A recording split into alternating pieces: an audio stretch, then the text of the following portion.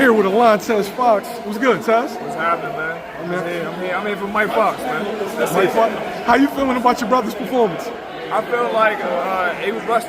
That's the biggest thing. I mean, 2 years off will make anyone rusty, you know, and being there with 8-ounce gloves on and just over 2 years of no real activity. I mean, I don't think he can look any better than he did. You know what I mean? I think Donald Ward is a really tough guy. He's only been stopped 2 times, so I kind of expected that to happen. Exactly what happened to happen. How important is the ring rust, man? How important it is for fighters to stay active at least twice a year? But it's like, on a scale of 1 to 10 important, it's an 11 important. I mean, the moment you take years or months, even months off, it hurts you. It hurts your time, and it hurts your morale. It hurts a lot of things. You're working, and you feel like you're working your ass off, and sometimes dates fall out, and it kind of breaks your spirit. You know what I mean? You want your fighter to go in every fight like, I'm ready. But sometimes you go in the fights like, they might not even take this fight. And they might even get there, and you probably ain't preparing like you need to. It's just not that, man. Anytime we take more than maybe 3-4 months off, I think it hurts. I think it's detrimental. Speaking of morale, right? You've been victim of a bunch of bad decisions. What does that do to you, like, going forward? I mean, it makes you hungry. I mean, of course, it hurts your morale, hurts your spirit a bit, but it makes you hungry as shit, man. You know what I mean? Like, I gotta get that back every time. You know what I mean? Especially like, I mean, for him with my ashtray years ago. I mean, worst fucking decision I've ever seen in my life. We want to get that back, man. I don't think he wants that back. And I think my ashtray is a better fighter now, probably than back then, but I still don't think he can beat Mike Fox. Let me ask you a question about the ring rust again. I want to bring that back. Now, I know when guys are in the ring, they spar a lot. Is it a big difference between sparring and actually fighting? Huge difference between sparring and fighting. First and foremost, the max, the lowest the gloves will be are 16-ounce gloves. It's extra padding. You're going to have a headgear on, and typically you wear a headgear that's very protective of your skull. You know what I mean?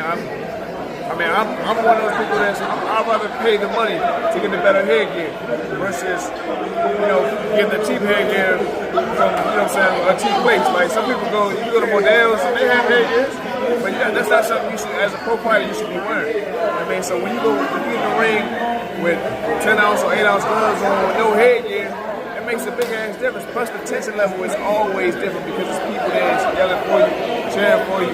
Some people want you to lose. Some people looking at you like for us, especially they're like, no, he tall, man. Everybody has that Rocky syndrome, like, oh, we want the little guy to win. You know what I mean? So, it's they kind of against you starting off. You know what I mean? So you gotta, it's a huge difference between the two. Tez, you've been here with the best. Who do you feel like your toughest opponent was? My toughest opponent? To date, my toughest opponent was David Morrell. David Morrell, he has very good command of his distance. He has good hand speed.